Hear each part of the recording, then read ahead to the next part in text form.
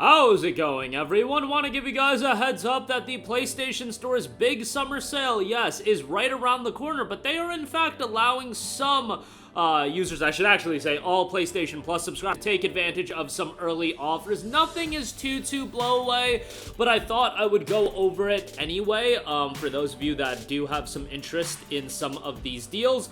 On top of that, I did want to go over some physical game deals as well, and by the way, before I get into this video, it should be noted that Amazon Prime Day is going to be kicking off here shortly.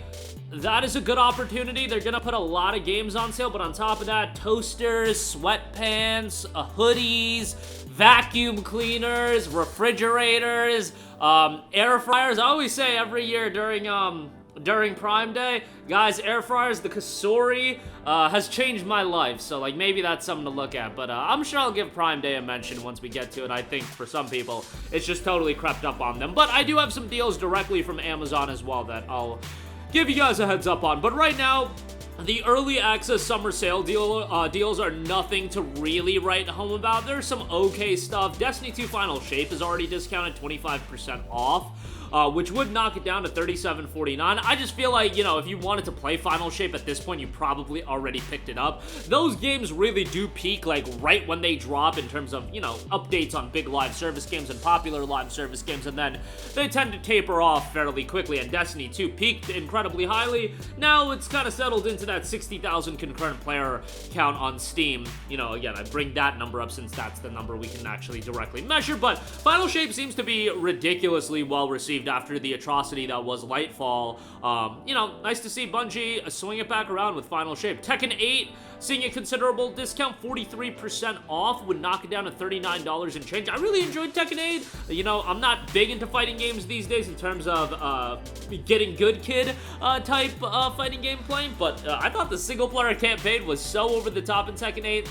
The soundtrack was great and fast-paced gameplay. I enjoyed Tekken 7 a lot as well. But again, I'm not going to be able to be the one that assesses the finer details of fighting games, balancing issues, and things of that nature.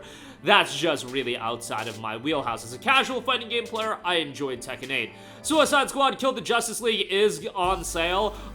Bear in mind that if you do have a gaming PC, this game is going to be given out free with Amazon Prime. Like, if you have a gaming PC and you have Amazon Prime, you can literally get Suicide Squad Kill the Justice League for free, which is wild to think about. It's an Epic Game Store copy, but still, given that this game just came out back in January, I think we can all assess the fact that this game has been a gigantic, colossal failure. I don't think we can overstate how big of a failure Suicide Squad Kill the Justice League is. And really, I think when it comes to games like Suicide Squad Kill the Justice League, and I don't want to push the cart before the horse on Concord, but like games like this where it's, you know, these publishers adopting a different methodology for their games that they put out, sometimes you gotta learn a little bit of the hard way. I think you need games like Suicide Squad to fail, so maybe Warner Brothers, that could be a little bit of an eye-opener, being like, okay, maybe we circle back and we do what Rocksteady is known for. I know Suicide Squad is done by a Rocksteady that not necessarily is the Rocksteady of old, but you get the idea.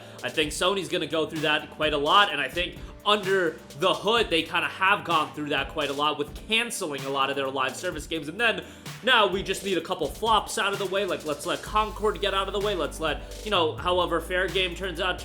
I can't imagine all those games are gonna all be home runs, and then, you know, Sony can circle back and be like, all right, we burned a lot of cash, you know, trying to pop off with live service, much like Warner Brothers with Suicide Squad.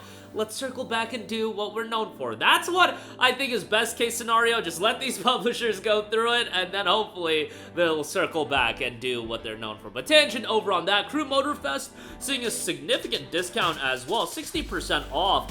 Ubisoft games tend to go on sale fairly quickly, but you know, $28 for Crew Motorfest, that is the cross-gen bundle, not a bad deal. You know, if you want it on PS4 for whatever reason, that's 60% off as well. Avatar Frontiers of Pandora is 50% off for $35. Look, I would say wait for that to get cheaper. Sub 20 bucks, and I think Avatar Frontiers of Pandora is actually a decent pickup. I love the soundtrack in that game, though. The visuals were great, but it's like every Ubisoft open world game that you've already played. Street Fighter 6, 50% off for $30. Street Fighter 6 was legitimately in my mix for Game of the Year in 2023. And again, that's coming from somebody that's a super casual fighting game player, but from a single player standpoint, presentation, Soundtrack, I thought Street Fighter 6 was just awesome. $30, I think, is a decent pickup if you're more of a casual fighting game fan like me. The Ultimate Edition is also 50% off. Then they've got the various year one character passes and whatnot. Cyberpunk 2077 Ultimate Edition is 25% off for $53.24. If you value, so let's break it down.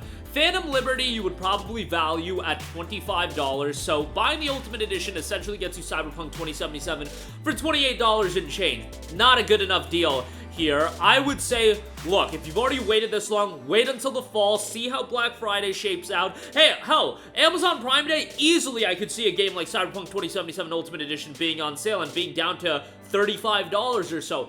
That's the price point I would say we're waiting at this point. If you have waited this long to play Cyberpunk, let's wait until that Ultimate Edition is down to $35. You make out like a bandit at that point, getting the base game and Phantom Liberty. Really, shout out to all you guys that, you know, like 3 years ago when we uploaded a video covering Best Buy having Cyberpunk 2077 for $5 and a lot of the times $9.99. You cannot get that price point anymore, but those are the people that made out like bandits, and I know some of you guys are still watching our content to this day, so shout out to all you guys. Witcher 3 is on sale. Grand Blue Fantasy versus Rising, 40% off. That's not a bad deal there. Like a Dragon Infinite Wealth Deluxe is on sale.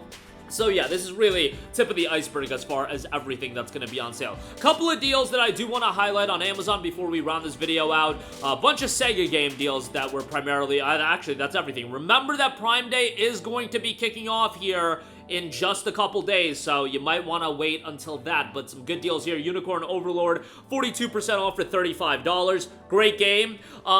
Probably wouldn't say it's in my mix for Game of the Year, but it's literally in that, like, second tier of games so far that I've played. You know, if Final Fantasy VII Rebirth, Like a Dragon Infinite Wealth, and, like, Stellar Blade is the top tier in my mix, Unicorn Overlord is just a tier below, and it was a great, great game with a great art style like you know and love from Vanillaware. Soundtrack's awesome. Cast of characters is deep. It's much like a Union Chronicle, where you do have this vast roster of characters.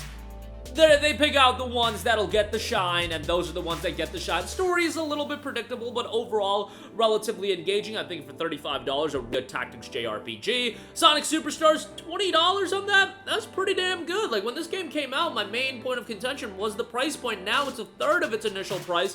I would say that's a damn good pickup. P5 Tactica, $19.99 on that as well. If you want more of the P5 cast, you'll get that with Tactica. That's pretty good. Like a Dragon Infinite Wealth, $35. Again, that game is in my mix for Game of the Year. I think it's tremendous. Would definitely give that a shot. And then Persona 3 Reload, 50% off for $35. That is going to get more content on the way, so, you know, keep that in mind. But a fairly good deal, all things considered, there as well for P3R. But that is going to do it for me. Again, early deals for the PSN Summer Sale are rolling out. Obviously, when the full sale goes live, we'll give our full input on that. Some other good physical deals available, and remember, more good physical deals to come with Prime Day just a few days away. That's going to do it for me. Let me know all of your thoughts in the comments section down below. Thank you for watching, and goodbye.